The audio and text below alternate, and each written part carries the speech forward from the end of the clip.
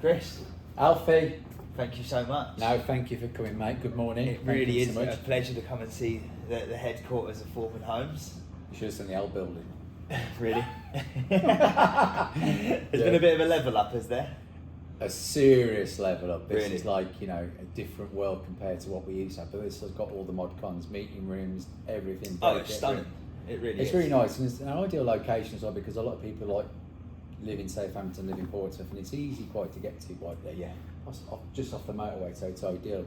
Plus, the shopping's around the corner for Christmas. Yeah. Ideal. Yeah, ideal, 100%. I'll just come in, and it's actually where we got your celebrations from. Oh, I see. Yes, So, yeah. Because I haven't been into Wellbeing for quite some time, and there's loads of shopping. Mate, Right? if you go further on, they're developing it even more. They're making Okay. more lanes. They're doing more. I mean, I went into Whiteley last week for a meeting, and there's more and more shops. There's more to do because sometimes people think, I don't want to go to Southampton. Yeah.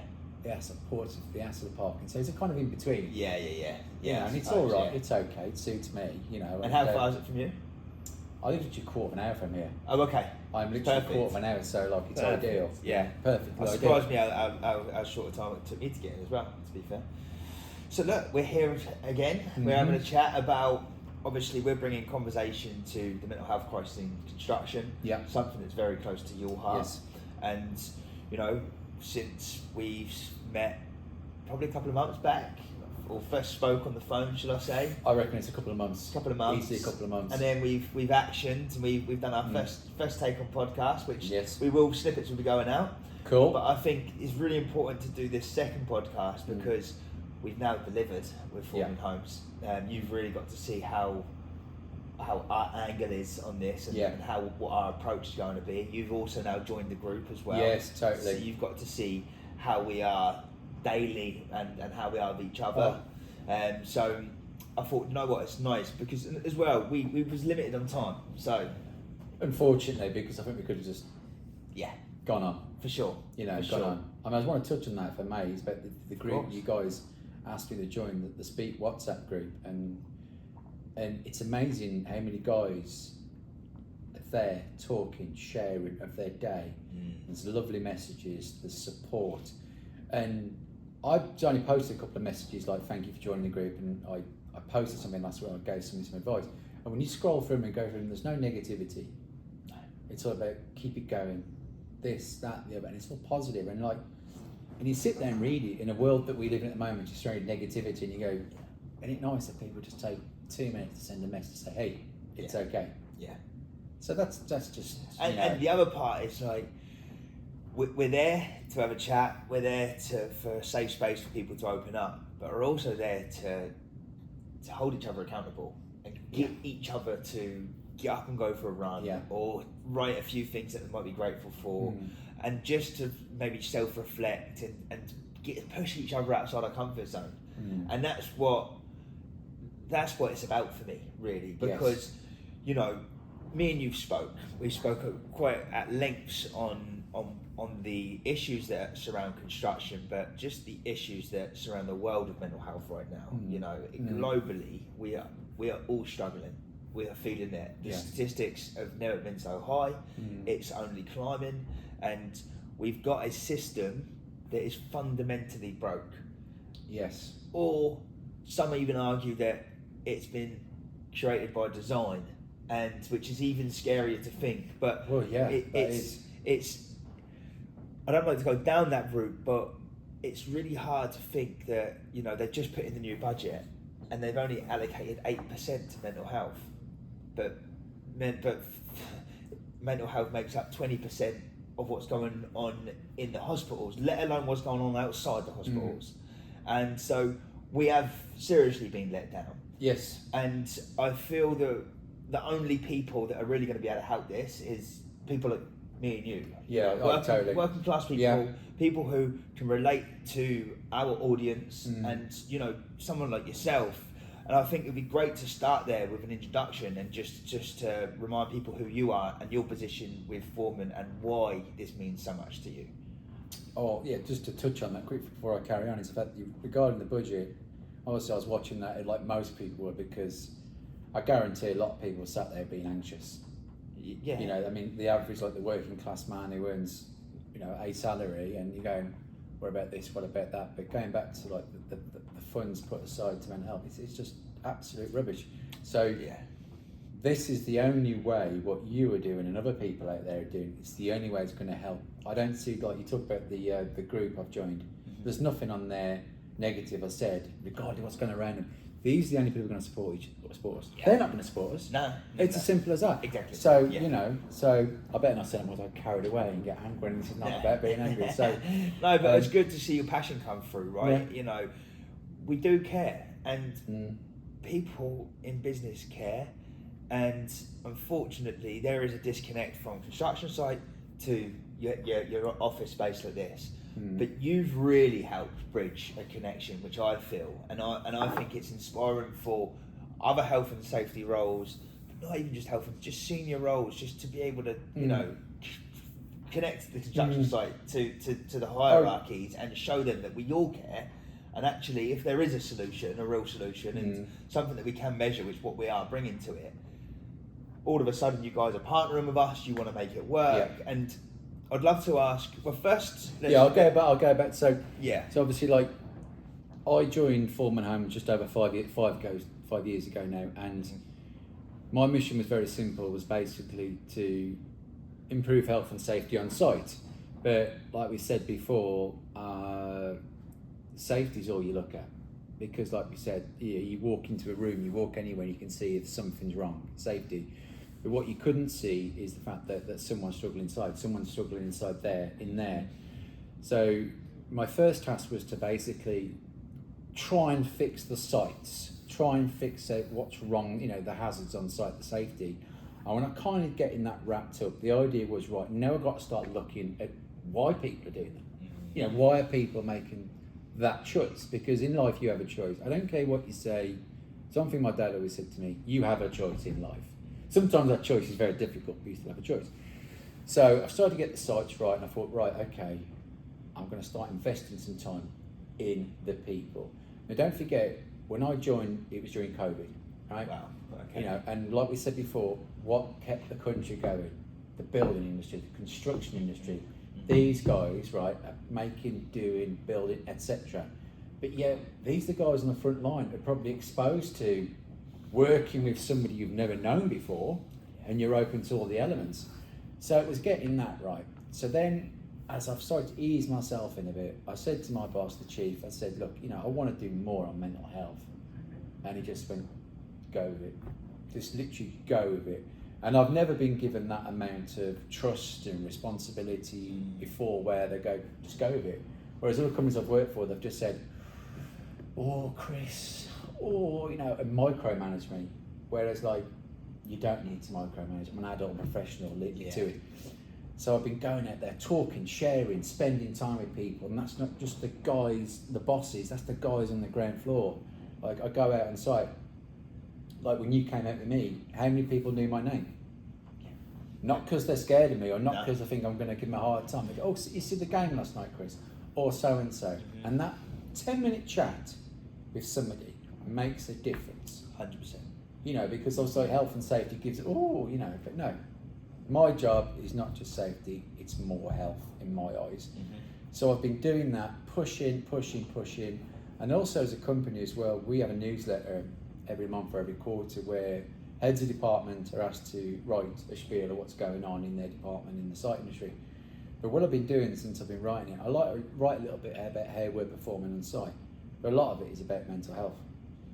And I always say the same thing: stay straight, stay strong, let's keep talking about it. And what's happened, like you pointed out, it's slowly filtering out there in the company, and you can see that. Yeah. You can see that if I'm going to keep banging the doors, they're going to listen, and more and more people are listening. You know. Yeah, and it takes a while, right? It takes a while, of course it does. It's not just an overnight thing. People like to tick box, unfortunately, when it comes to mental health. And you go and people going, well, I've got a mental health first aider. I won't name names. I've sat in a board meeting with some seniors within the company. I had a marketing lady come down. She was running late to the meeting, believe it or not, and she gets there and we've got two mental health first aiders. I said, okay, first of all then, before we go any further, who knows the name of these mental health first aiders? Yeah. And no one knew the names. And I said, instantly, that's, you know, the marketing department are boasting about the health and safety, or not the health and safety, but, you know, your mental health professionals within the business. Well, actually, that goes to show that it's for marketing. And tick box. It's tick box, right? And it's very hard, you know, because you do need to have everything in terms of all your different health and safety protocols, and you must go out and get these different things, but the element of care needs to be at the forefront. Do you know what, if I can just jump in there, that's it. And like these tick box people, and I've worked for these companies where it's not for me. Like, you know, I've been here 5 years and I've never worked anywhere longer than 5 years in my life, because salary is not the be all and end all. Of course it is, but not the be all and end all for me. It's more about like being happy and making a difference, do you know? And that's what it is, you know. I mean, I could probably go off and earn £1 million extra elsewhere, but that's not the point. The point is here, I've been given scope to literally do what I'm doing with the mental health challenge, free range. And these tick box companies, you know what? They're a disgrace. They're a disgrace. You come into health and safety for one reason only, because you care. It's not a tick box exercise. If you think it's an easy ride, it isn't. I've been out on their site where guys are having a rough time, you know, it's come to Christmas, and you can see that, and sometimes you just need to say, hey, it's okay. It's okay. And you talk and you share. And you can't do a course on that. No. You can't, there's no exam on that. It's all in here and all in there. And got to come from here, right? You've got to care. Have to. I've got to ask you, why are you so passionate about it? Because it's inspiring to see that, you know, you have a health and safety role, and a lot of people would say, well, of course, it's like his role, and he should care. Well, unfortunately, not everybody does what we're saying right now. No. So, what makes you care? Why do you commit yourself to this space? The easiest answer, or the honest answer, is a sad one, unfortunately, because, you know, like most people, you know, 2 parents, older brother, loving family, working class family. We come from the Midlands, and it was great. But then, unfortunately, as a child, like, my mum was taken ill. She was constantly ill, Alfie, which is unfortunate. And as a young lad, I didn't know what was going on. I didn't know what was going on because obviously my dad and my brother was kind of like sheltering me in the nicest way possible to make sure I was okay. But then, unfortunately, at the age of 14, my mum passed away, and she was only young. She was only 47, which is incredibly young. And what happened was, I literally, from the age of 14, I just started putting bricks around me, started building walls around me that nobody can touch me, no one can upset me, nobody. And I believe I was like 21, 22 when I just didn't feel myself, and I went and saw my brother, close to my brother, and I went around my brother's house and I said, Stuart, something's not right, mate, you know, and we just sat and talked, and I just broke down. I just broke down immediately, and all those 7-8 years of frustration just came out healthy in one go. My brother looked after me, we got help, we did this, we did that. But as I grew up and grew older and older, I kept saying to myself, what can I do? Because I suffered 8 years healthy of anger and frustration. You know, what can I do? So ever since that age, I've cared. You know, I've cared in doing what I do.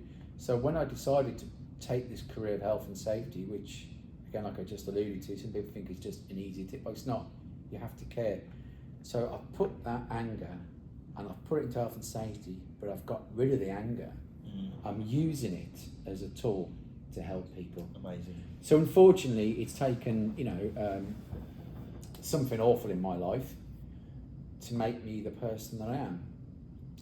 And that is life, right? It is totally life. You know, life is what shapes you, and your experience is what shapes you. And so, you know, I've seen it time and time again now throughout our speak group. You know, we've been going nearly 2 years as a movement, and I feel that the people who come in and bring themselves to the group, who want to, you know, they're not everybody's there who are struggling. That a lot of people have had their struggles. They've hit rock bottom. They know what it's like to have burnout or lose control of the mind. Yeah.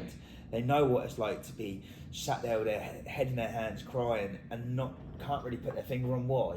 Totally. But, you know, when they come to the group, and, you know, some people are struggling and some people are going through it and need that little bit of an arm, but the ones who have gone through it, they always seem to be the best people to lift other people up because of that real experience. Yes. You say you can't go on a course and go and get that experience. No, you can't. No. And what I call it is building callus in their brain. So just like you build callus in your hands, and a lot of people on construction sites will have that, right? Totally. Well, when you go through your hardships, every time you get through it, you've built another layer of resilience, and your mind is becoming stronger. Yeah. So we need these moments of adversity. We need to have these moments of stress, and because once we learn how to deal with it and get through it, we're so much more well equipped for the next time round. And and I feel that we're losing out on that a little bit, and welcoming failure. You know, it's like, no, okay, it's good to fall over. You know, if you've got a little baby boy and he's just learning to walk, and every time he falls over, or even if, you know, even a bit older and they break their arm climbing a tree, but at least they've learned that you shouldn't climb that tree, or do you know what I'm saying? Yes. So we need to just like be open, have open dialogue around mental health, and just be able just to say it's okay to be in a really bad place right now, because you will get through it, and on the other side, it's a lot better. But a lot of people can't see the light at the end of the tunnel. No, they can't. I still unfortunately think there's that stigma still there. Yeah. You know, and that's. Do you know what? If somebody said to me now, right, and this is the gospel truth, so you've got 3 wishes. One of my wishes say, right, everybody out there has to stand up now who's got mental health problems, and they all stand up, and we can help them, so we can identify. I'd love that. I wish I had a magic wand, but I don't. But I would love everyone to stand up and say, you know what? I'm having a tough time, dude. A lady, man, children, if they just stand up so we can help them. I guarantee there's people out there now who still think, I can't say anything. Yeah. I'm a man. Oh, 100%. I'm a man. I was that guy, right? I had my own mental breakdown, and it's part of the reason why I started this, amongst obviously losing my friends as well. I want to sort of keep their name alive, but I've experienced it, and I've experienced not taking my own advice. Yeah. I was out there telling people what to do and how they can get better, and I wasn't opening up myself. Yeah. I felt like I had to be this strong pillar, just like we all, as men as well, we feel that we have to be that strong pillar. We're that provider, and we have that mentality of, and so it hurts our ego a little bit when we speak up. But guess what? When you do, it's the biggest healing thing. Like, totally. In the moment of opening up to my brothers, just like when you opened up to your brother and you released. Oh yeah. Oh, honestly, it's actually crazy how much speaking up is effective. Like, I used to talk about it, but I didn't talk about it, if that makes sense, right? And when I did, no, that's it. We need to start speak, because I've just seen the power in it. I can't ignore it. No. And you know what I do with speak. We bring in a natural, holistic solution, and that's holistic's the key word there, because one thing might work for you won't work for someone else. Totally. We're all different beings, Totally. But we're all social beings, and we all need connection. We need togetherness. We need community. Like, we're losing community through social media. We've got more friends than ever on social media, but are they really real friends? Are they someone you can pick the phone up to and release? You know.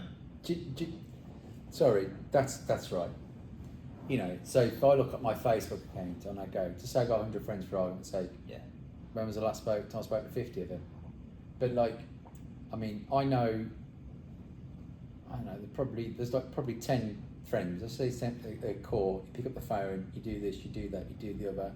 I've got a friend at the moment who's going through a real rough time, and we've been chatting on the phone, and we've known since we was kids. He knows that I have good days and bad days, but he's going through a bad time, so he rang me, spoke to me, and I was just there for him. But these are the real friends. Yeah. You know, the ones you could share with. Yeah. The ones you can say, hey, I'm having a bad day, and they'll never judge you. They'll never judge you because they're your friend. Yeah.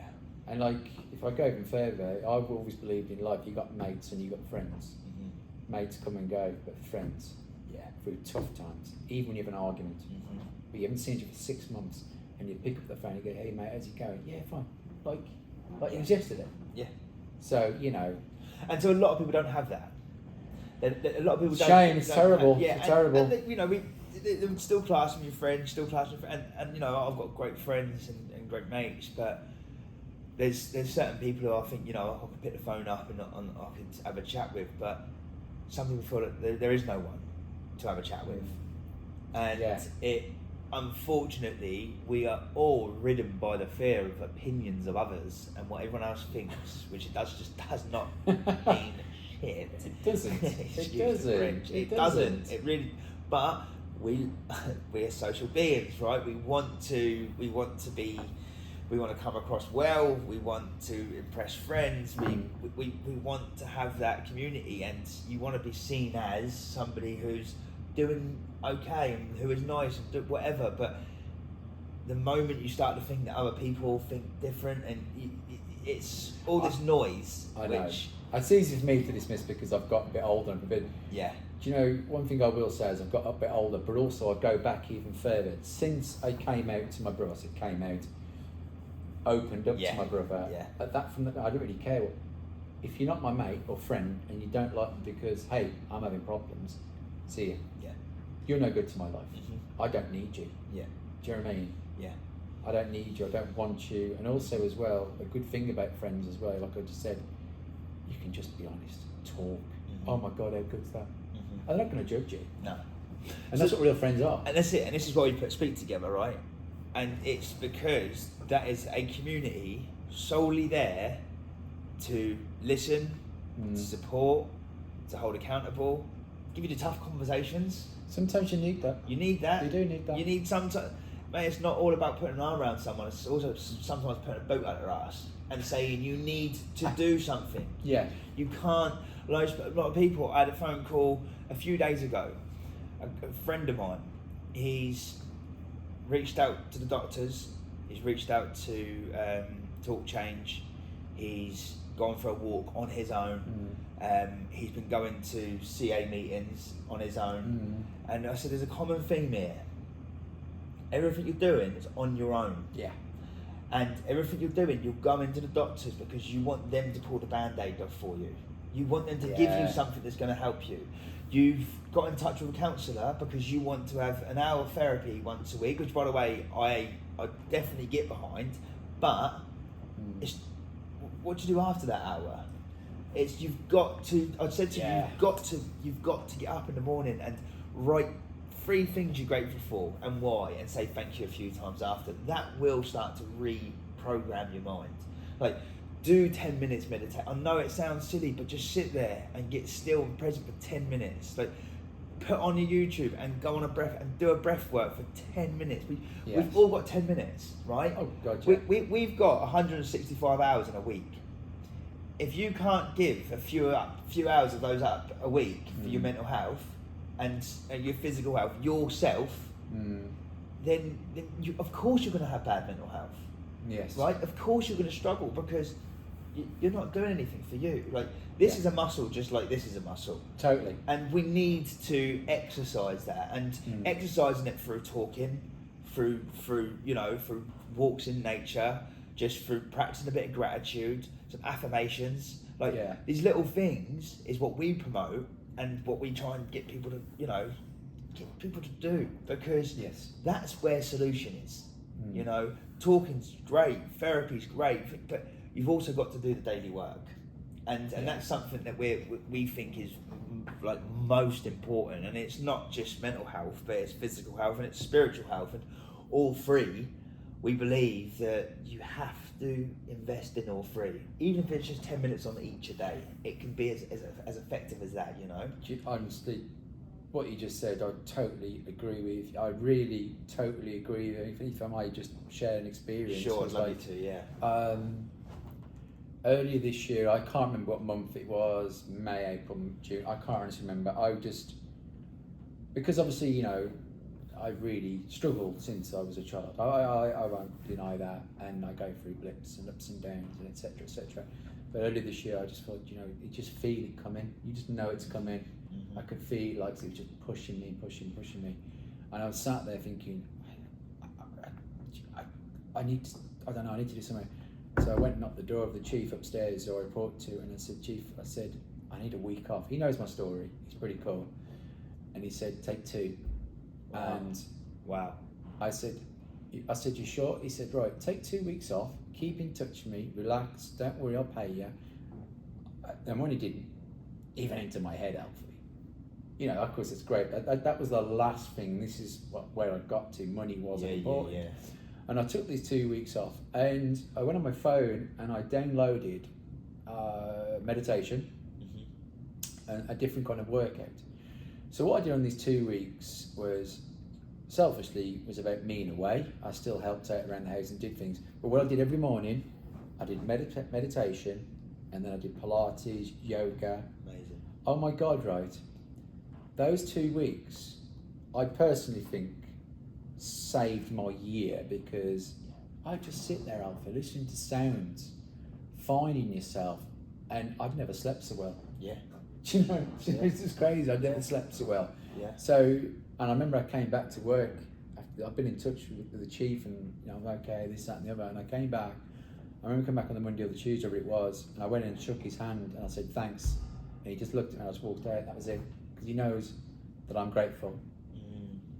You know, so and that speaks volumes. Well, it is. I mean, this guy's the MD. To give support like that, I mean, yeah. who does that? Where they say to somebody, take 2 weeks out, don't worry about it. Because I know some people go, you can't have 2 weeks off. Yeah.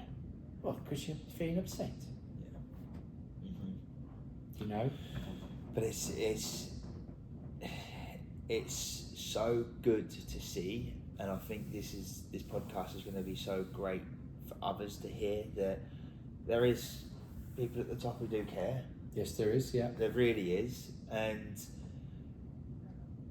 you listen, you're an example of that, exactly right. Before we go into that anymore and more about what your company does, I want to get to know a bit more about your story. Are you happy just to sort of talk about, obviously, where you grew up, what it looked like, so, what the struggles might have been? So, like, I mean, I obviously come from the West Midlands. It's a place called Dudley in the West Midlands. Before anybody says Dudley, you don't say it like that. It's Dudley, you know, and it's not in Birmingham. It's in the Black Country. So we come from the heart of the country, if you like, a very working class. Very working class, as you can imagine. My dad was like an engineer, steelworks, all that. So very, you know, very tough. Unfortunately, his dad died when he was 1. He was ill, etc. So his mom brought him, his sister up. So my dad was very tough. I say was, he's unfortunately passed away, but he was very tough. You know, this is how it is. And you kind of learn that lesson in life. And obviously mom was mom, and mom was very tough too. So I'll be honest with you, both me and my brother Stu had tough parents. So, you know, it's crazy, but we knew what right and wrong. So obviously when mum died, that was just a killer for us. But I do also say that, and I'll never say anything bad about my dad, but because my dad was tough and old school, it's also like me and my brother didn't want to say anything, because dad's lost his wife, his life partner, you know, and he's got to still carry on working, making sure his lads are okay, everything's paid. So it's almost like, again, when I said I built the wall also to protect dad. So I didn't want to worry him, you know. So I built this wall around me, and I think maybe at the same time Stuart, my brother, built his wall as well, but it both came crashing down. And so when we talk about building a wall, what does that look like? So it's suppression, right? It's suppression, and you smile, and you laugh, and you sometimes like be the fool, maybe in a way. You know, I mean, unfortunately, my school career, which I'm not very academic, but my school career just failed because I'd lost interest, Alfie. I'd lost interest. I laughed and joked my way through school, and I can actually say this on camera now because Dad's no longer here. I used to convince my dad there wasn't parents' evenings because, unfortunately, even though I was never a bad kid, I never was a bad kid, cheeky, naughty, etc. But like, and also on occasions, I was on a certain report, and I used to get my brother to sign the school report because we didn't have the heart to tell Dad. But jokingly, we didn't want to let Dad down. Of course. We didn't want to let Dad down, so I left school with pretty much nothing. So my uncle, again, has unfortunately passed away. He had his own brickwork company. So I thought, that looks so cool. Laying bricks in the summer, shirt off, all that jazz. So I did that. I went and laid bricks. I went to college. I did an MVQ, or YTS, as it was called then. But then, I think 5 years in, I just thought this wasn't for me. It's not for everybody. It's a tough industry, as you know. It's a very tough industry. And I bummed around a bit, and I was on holiday. God knows it was, can't remember. I bumped into this guy on holiday around the swimming pool, had the same accent as me.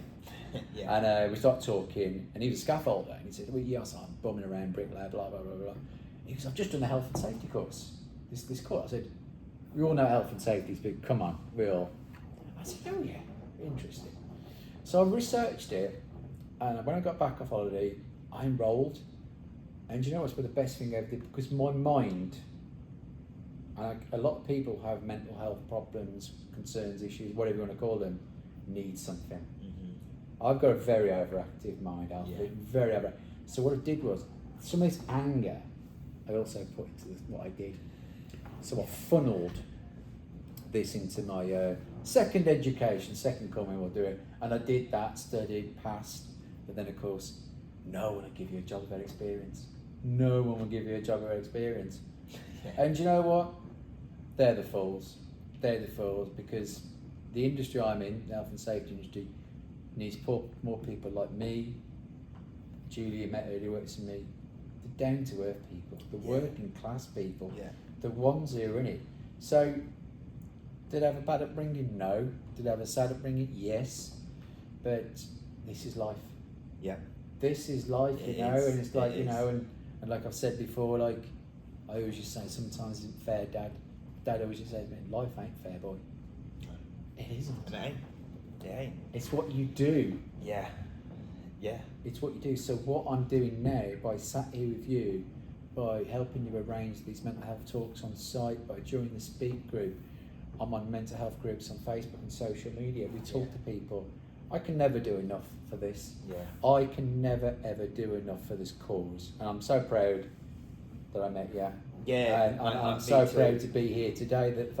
Well, it's an honour to have you join our team and have you partner with us from Foreman Homes. You know, I really believe that this is the start of something huge. And what is huge? What is our outlook? What is our goal? And we share the same target here, and it's to bring the statistics down. You know, it's to bring suicide statistics down, and not just suicide, but mental health as a whole. And we want to come at that holistically, but we want to bring statistics down. And so that leads on to one part of this conversation, which I think is very important, is what's going on? Why is there 2 people a day, or every working day in construction taking our lives? Why is that happening? You're somebody who works within the business, and you're somebody who's worked with construction workers. Is there a common theme? What's going on? I wish I could tell you. But taking it back a step, I think it's too easy personally to ring the doctor and say, I've got mental health problems, here, take these. That's a big problem. That's a big problem, and don't get me wrong, we've all done that at some point, you know, and we've all spoke to somebody. But what's causing problems on site? Well, look, you know, it's a very tough industry. It's December. It's horrible out there. It's horrible out there. These guys go out there to earn a living, and ladies, to earn a living for their family, and sometimes it's unforgiving. They're covered in mud, cold. They're waking up at the earliest hour. It's pitch black. They're getting home. It's pitch black. Exactly. They're in trenches. I sat with someone not long ago, literally last week. He doesn't understand the construction industry as a whole. He's worked more in sort of supporting people in your big office buildings, right? He said, well, they're struggling just as much. I was like, no.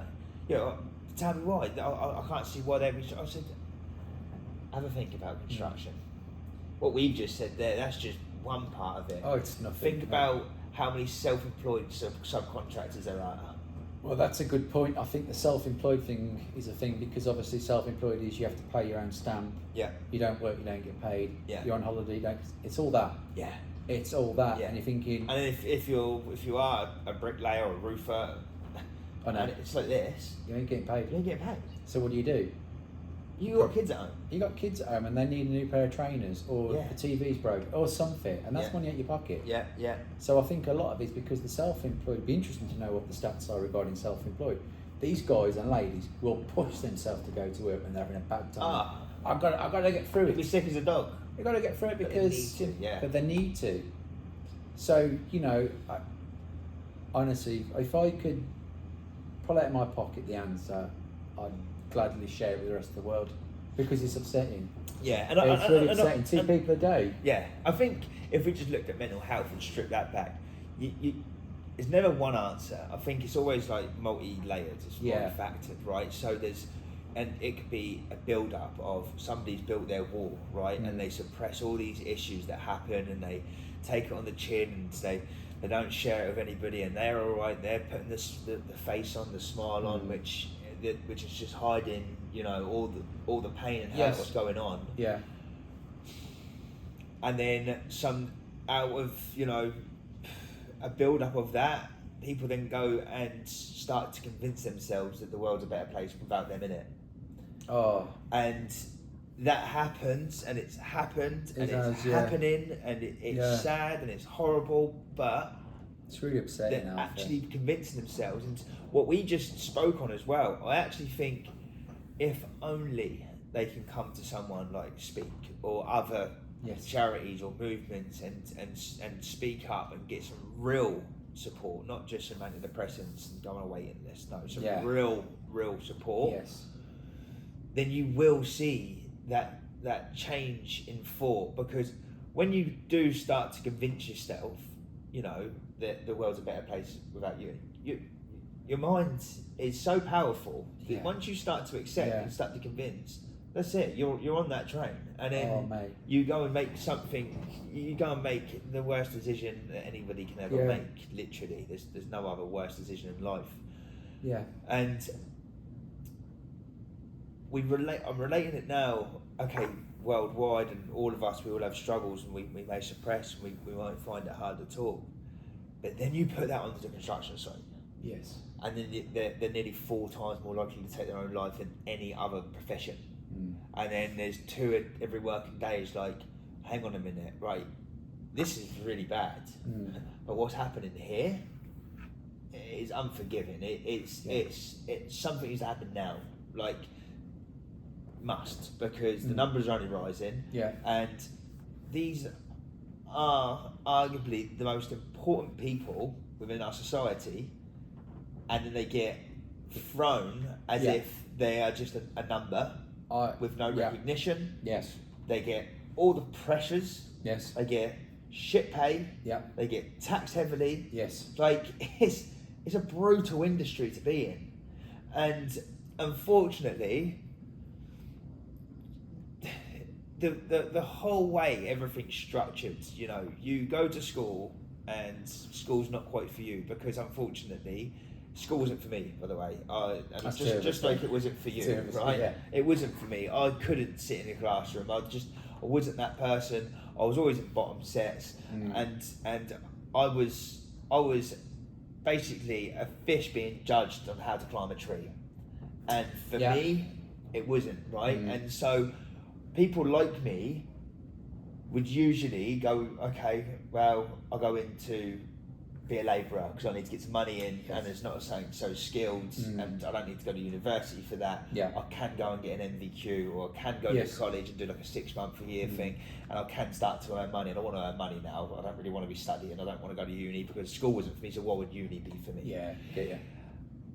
And then these people go into construction, and they start to work their way up. Yeah. But it's more, some people love it and they love the built environment and they love seeing a project go from here to here. But then there's some others who are just like, well, I couldn't really find nothing else and I just need to do something, and it becomes purposeless.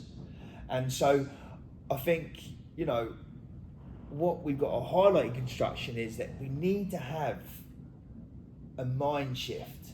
We need to start to realise what's coming next 5 to 10 years. Next 5 to 10 years, AI is coming in, and it is going to be very, very efficient, more efficient than human beings. So the people who are sat at computers now, at their desks, unfortunately, are at risk of their jobs being taken in the next 5 to 10 years. Right? Yeah. Someone who stood on a construction site working in the trench, no AI is going to be able to do that. Yeah. So in a minute, demand's going to come right up for construction workers. They're going to be in the best positions to be able to earn a great living. Yeah. And it won't be so purposeless when it's like that. They're heavily relied on now, but when an opportunity comes and you start to see that demand against supply, and then you know that, I think it's very exciting to be in construction right now. I think it is. I agree with everything you just said, by the way. But going back to the start of our conversation, the budget and that. Yeah. When are you going to wake up? When are you going to wake up and realise the fact that 2 people are dying? 2 human beings are going to go to work, do a day's work and kill themselves. They've got families left behind, kids, wives, husbands, children, whatever. And if you want the building industry to work, you've got to put more money into looking after the people who look after you. It's true. Yeah. And do you know what? I'm going to swear for the first time. Cool. It really pisses me off. Yeah. It really pisses me off, right? You know, that people like me and you are just, like you said, working class lads who didn't have a really great education, but here we are now doing more than the rest of them. Stand there with their fancy suits and their red briefcase saying, oh, by the way, we're going to screw your tax and also your pension. Yeah. What about the people who are building this country? The men, the women. Exactly. That's what really upsets me. Yeah. It does me. And, you know, something what we're trying to bring in is to help the subcontractors and self-employed workers in a time of crisis. Like I said in the talk, when I come to the site, which is amazing. What did you think of the talk? Do you know what? How that day went? Do you know what? Because obviously, you know, we did some work prior. We was out there a week before. Then I was out the night before, just canvassing and this, that, and the other. Like, I just wanted to work. Of course I do. And of course, the day comes and you turn up with Dicko and his burger van and all that. And I'm thinking, this is looking amazing. And I just obviously just introduced you and took a step back. And you know, sometimes in life, you just want it to go well. And it went well. Couldn't have gone any better. Yeah. Not if it had been like directed by Steven Spielberg. It couldn't have gone better. It was just right. And when I was stood there you and talking, I was looking around you, I was looking around the faces, and they was all engrossed. Yeah.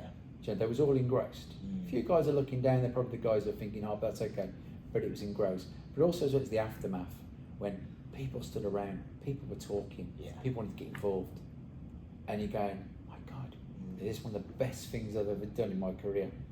Oh, amazing. Do you know what, seriously, you know, like we, you know, for the benefit of you guys, it's about me and Alfie went out and we were canvassing guys on site. Yeah. We were having those conversations. We was climbing up ladders on top of the roof. Yeah, it was like, you know, and like, you know, the guys go, oh, yeah, is that, and then they end up talking to us. Yeah. And then these guys came in their droves down to the compound because they want to talk, they want to share. And it's just like, so, oh my God. Yeah. You know, and it goes to show. It couldn't have gone better, mate. And it goes to show you take just a real approach and you speak about real, honest, hard-working, working class approach. This might sound quite cheesy, but we say we're not therapists in suits, we're just real people in boots. Yeah. That's a good one. It's but true, though. It is, right? And like, we come and share our story, and Dicko talks about losing his brother and how he's had to deal with, you know, drugs and alcohol abuse, and you know, he's got a family, he's going through a divorce, and he's still going through it every single day, but he's still here, and he's still sharing, turning up for himself, but more importantly for other people. Brilliant. And that's the sort of energy that we bring. And also, a free smash burger goes down well. Burger, yeah. Obviously, I don't eat bread, but I still like the burger with the cheese and the bacon. That was awesome. But everyone loved the burgers. But the joke at the site was like, well, you get a free burger. But that didn't make no difference. It was the talk Yeah. mattered in the end. Yeah. When I said to people, how's the burger? They go, what? Yeah. Because the burgers come second. Yeah. It just lured them in a kind of way, but like, everybody left talking. I went back to site a week later and still talking about it.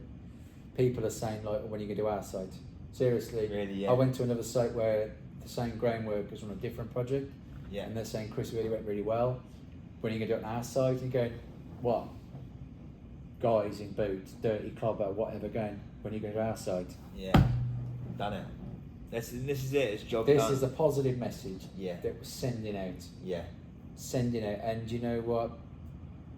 I think if I could relive a day recently, it'd be that day again. Amazing. Seriously, it was just like, Yeah, no, I thoroughly enjoyed it, and it is just a start. We are very much, we're on the precipice now of being a registered charity. We will be partnering with you guys and a few others, and really trying to push this out and really get to embed the solution into the construction industry, which is the most important part.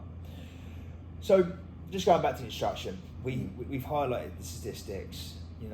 We've identified a few reasons as to why these people are struggling. I want to touch on that a little bit more, because we've talked about the long days, the starting and it's pitch black and finishing and it's pitch black, and the pressures of having to finish a job, and the pressures of completely out of our control is weather, and a lot of it's weather permitting, so then that drags back, and all of a sudden, well, you're working for a business, and the business has the most important task, which is to break even and bring a profit. True. It's the fact. We live in a capitalist society, Yeah. right? So they have to, and unfortunately, it can be at the detriment of the workers, and it can seem very unhuman-like, if you like. Yeah.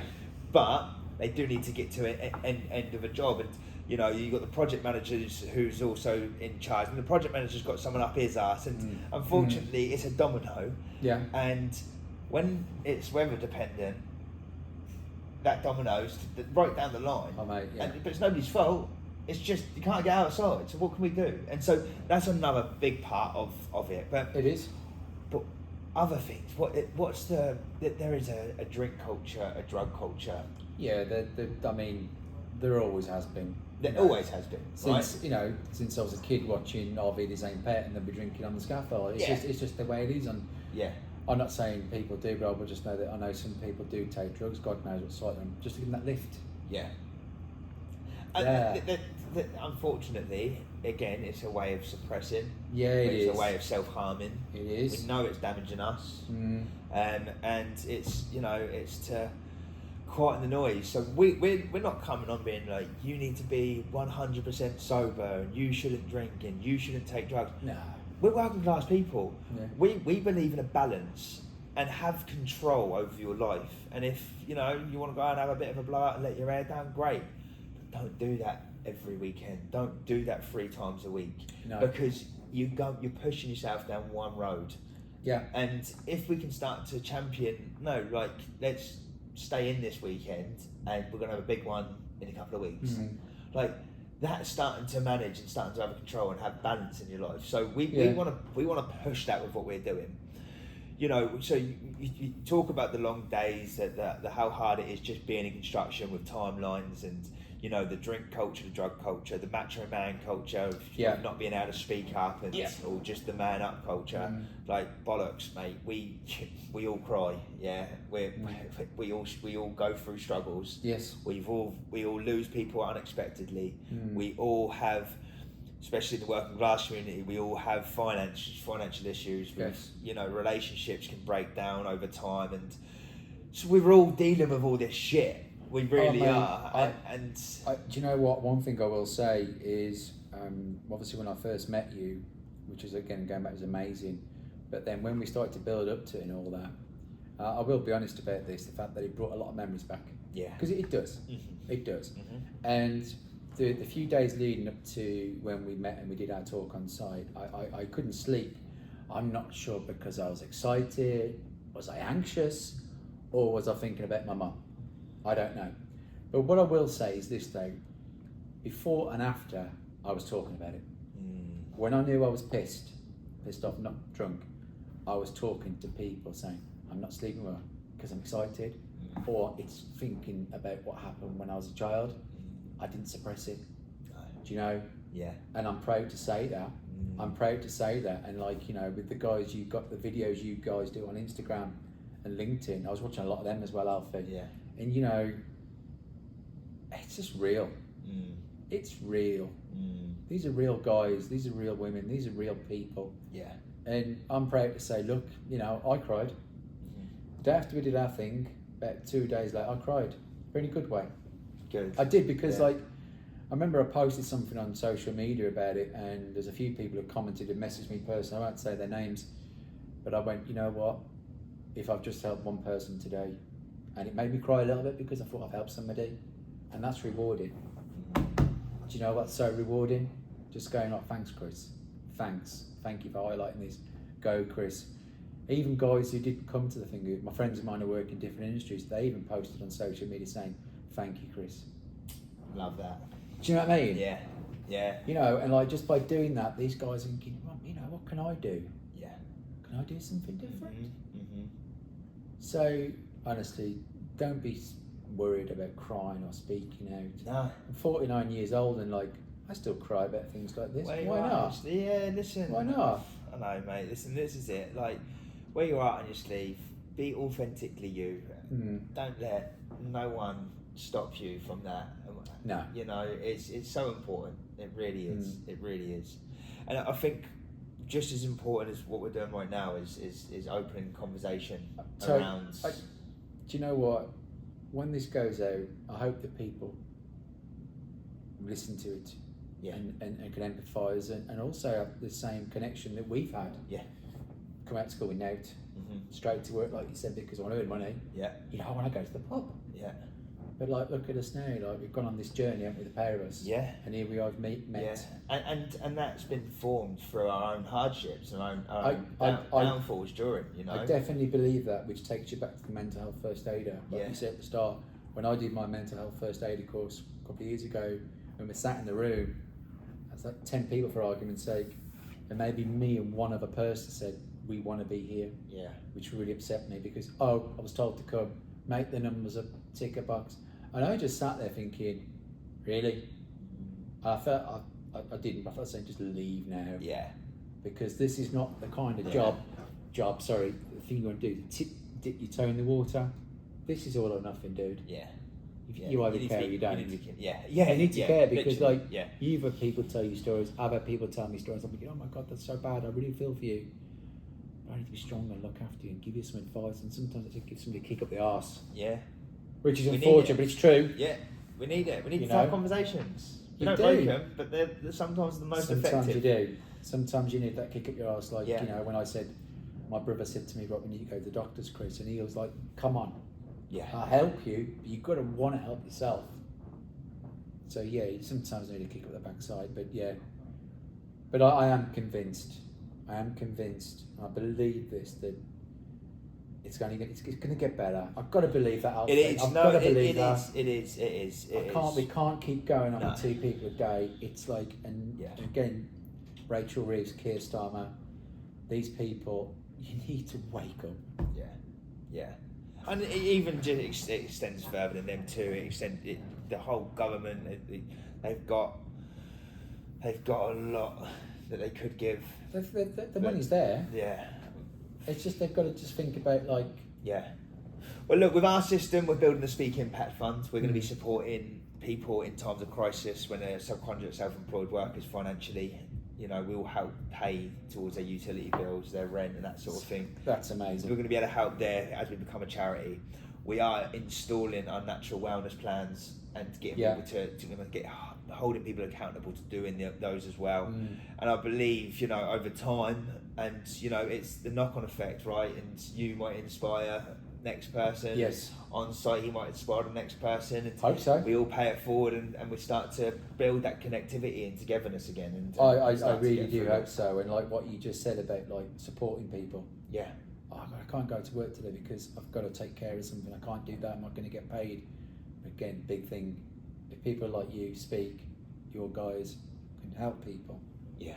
and that's it, helping people. This is it, mate. This is it. And there's no more. You don't get any more fulfillment than that. I don't think you do. You don't. I don't think you do. Listen, I've had some cool experiences. I really have. I've gone to GP, the F1, and I've done super yacht things, and I've done some good parties. Nothing compares when you genuinely help somebody up, and we're gonna do more of that. I totally. Thank you, mate. No, it's a pleasure. My pleasure. And no, we appreciate it. Long may it continue regardless. And definitely, look, we've got an exciting 2026 ahead of us.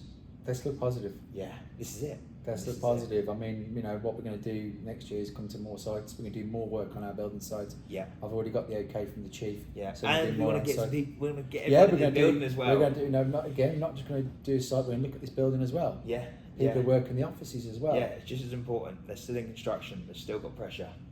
Totally. Yeah. Well said. No. Well said. So, cool. Long may it continue, brother. Cheers, bro. Take care.